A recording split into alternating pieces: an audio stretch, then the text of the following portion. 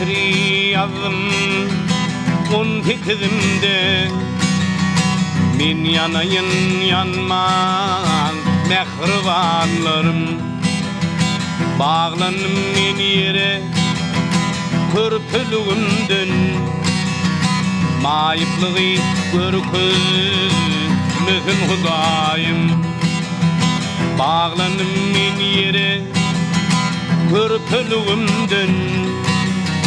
mayıplığı görküz mühün hudayım parmak batıp sana tanıdı günleri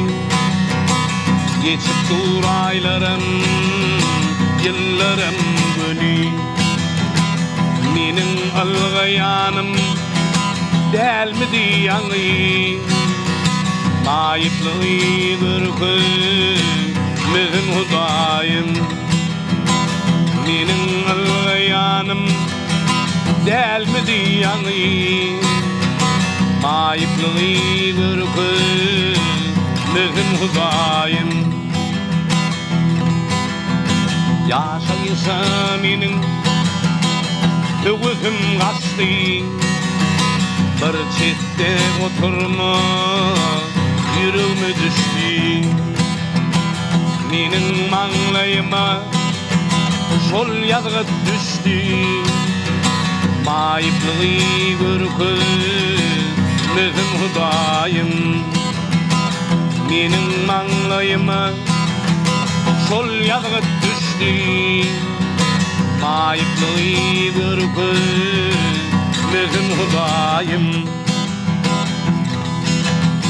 gün günün ıskından kaçıp baryanla menin arzularım göçüp baryala özledim dün geçip baryala mayıplığı görküz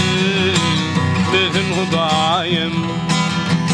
özledim dün geçip baryala mayıplığı görküz mühün hudayım atasaydır tefilli kaptırığım ömrümün manifi şulardır benim o kaptırın yönü ağlamayın da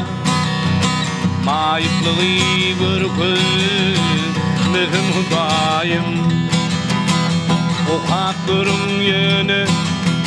ağlamayın da mayıplığı görküz mühün hudayım mayıplığı görküz mühün hudayım